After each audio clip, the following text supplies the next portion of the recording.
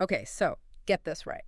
We're diving into Demi Moore saying she biked like 60 miles every day after her second pregnancy. Yeah, 60. And this wasn't like some casual cycling thing. She claims she did this to, get back to her, quote, ideal weight. It's pretty mind-blowing when you think about it. Mind-blowing and like logistically. Right. How was she like biking to the grocery store and back? Like what? It wasn't just a casual spin around the block. Mhm. She was biking 30 miles each way to the set of Indecent Proposal Oh, while wow. taking care of a newborn and working 12-hour days. Wait, 30 miles each way? Each way. Wow, okay. You guys know I love to exercise, but that is next level. I'm getting tired just thinking about it. But in all seriousness, you guys wanted to deep dive on this. And what I find so fascinating about this whole thing is how her story really gives us a look into this intense pressure, especially back then, that women in Hollywood faced. Totally. We're talking like the early 90s, right? Yeah. Peak supermodel era.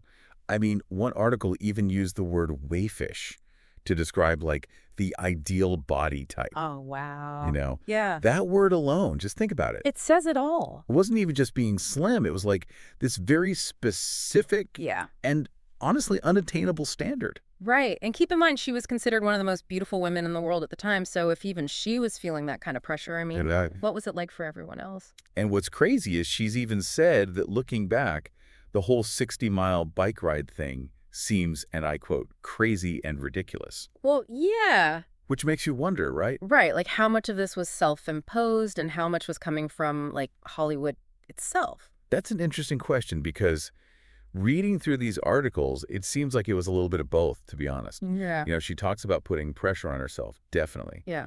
But she also mentions, and this is pretty crazy, being explicitly told to lose weight. Whoa. Really? Not just like subtle hints, but like directly told. Directly told. That's kind of messed up. Right. I mean, come on. And she does say that she found those experiences embarrassing, even humiliating. But what really got me was when she said that basically she internalized those criticisms, like she turned them on herself. Yeah, no, I get that. I think that's a pretty human reaction to like being told you're not good enough, Totally. But I can only imagine what that does to your self-esteem, especially when what you do for a living is so tied to how you look. Exactly. And it just shows how deep these societal expectations can get. Right. Right? It's not enough to just have outside pressure. Those messages, they get in your head. Yeah. And women, especially, become their own harshest critics. Yeah. And you have to remember, this was way before we had conversations about, like, body positivity. Right. Or the media pushing these unrealistic standards. At least we weren't really talking about it as much then. Totally. The early 90s were just a different time. You Yeah. didn't have nearly as much diversity or any discussion about different body types being beautiful. Mm-hmm. Yeah. So, okay, we've got this picture of intense pressure from all sides, internal, external, you name it. But what I find really interesting is how Demi Moore's perspective on all of this has really seemed to evolve over the years. Yeah. I mean, this is a woman who's really been through the ringer personally and professionally. Absolutely. And in one article, she actually acknowledges that the pressure she was feeling back then was, probably a bit outsized, and that those bike rides, they probably weren't as, crucial to everything as she thought they were at the time. Which I think is a really big deal to realize. It shows growth, right? Totally. Shifting priorities, acceptance. Mhm. It's never too late to challenge those old beliefs, even decades later. It's almost like she's saying, I did this whole thing, learned from it, and now I see things differently. Totally. And that's what makes her story kind of universal, For sure. It's not about, like, judging your past choices. It's about recognizing, oh, that's why I made those choices. Those were the pressures and expectations back then. And the thing is, those pressures never really disappear, do they? Right. They just, maybe they change a little, take on new forms. Yeah. But that, core need for validation, for acceptance, that's something that I think people deal with no matter what generation, no matter what you do for a living. Yeah. It's not just a Hollywood thing. It's a human thing. 100%. And speaking of, still dealing with these pressures, one of the articles mentions that Demi's said that her body image, it still fluctuates even now. Which just makes her human, Yeah. Even someone who seems like they just, I don't know, have it all, Yeah. still dealing with those same insecurities. Well, what's interesting is how she handles it now. Yeah, how so? She's talked about how instead of, going down that rabbit hole of self-criticism, she tries to focus on, making the best of what is, Mhm. instead of trying to chase after some, ideal that might not even exist. It really shows a lot of self-awareness. You know what I mean? Yeah. Recognizing those negative thought patterns and saying, nope, not today. Yeah. I'm going a different way. The self-compassion and acceptance route. And that's something we can all, learn from a little bit, right? I mean, how many of us have wasted like so much time and energy on this idea of perfect? Oh my gosh, so much. That probably doesn't even exist. Right. It's this elusive thing. You can never really grasp it.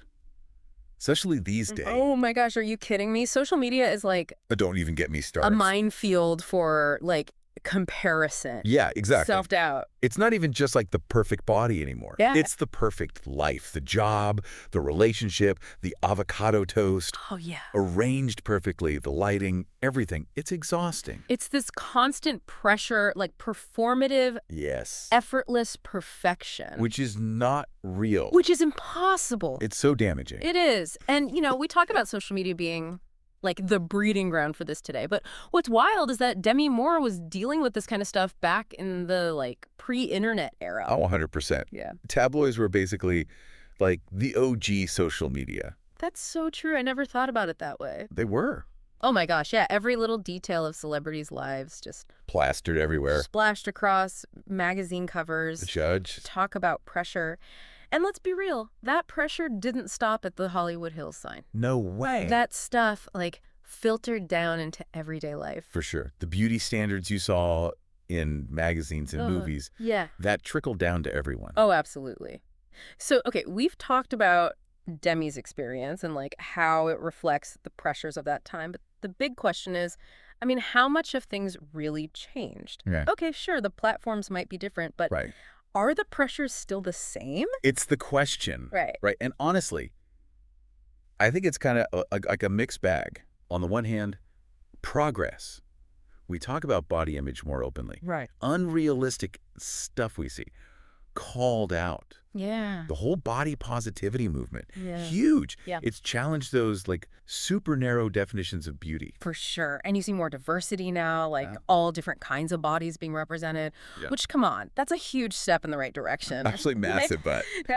And you knew there was a butt coming, right? There's a butt. Even with the good, those pressures haven't poofed. They just like got sneakier. Oh, yeah. Demi Moore, Yeah. back then, told to lose weight. Bam, in your face. Now, it's like a million little things. Right. Social media, ads, that voice in your own head.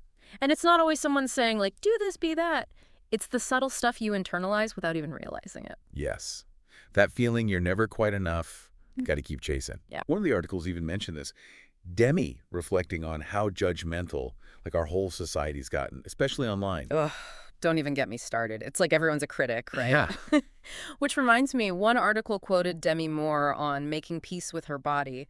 Something like, it did a good job. I saw that. Simple, but it hit me hard. Like acceptance right there. It really is. Because it's not shoulda, woulda, coulda Yeah. about your body. Right. It's like appreciation for what it's done, what it does. Yeah, it's that whole self-compassion thing, isn't it? It's not like waking up and suddenly loving every little thing. Right. But treating yourself how you treat a friend with kindness. 100%. Right. We're all works in progress, right? Life's messy, it's beautiful, and that's okay. So wrapping up our deep dive here, where do we even go from here? How do we move through the world, online, offline, with more of that self-acceptance? Honestly, I think it starts with noticing. Catching yourself when you're being too hard on yourself or you're like buying into the hype that's not even real. Yeah. From there, it's a choice. Challenge those thoughts, swap them out for good ones. Focus on your own path. Your own definition of happy. Exactly. It's like that saying, right? Comparison is the thief of joy. The more we can quiet that inner critic, the better. This has been a lot to think about. Big thanks to you and to our listeners for joining this deep dive. Body image, self-perception, all those pressures. It's a lot. It is. But remember, you're enough just as you are. Until next time.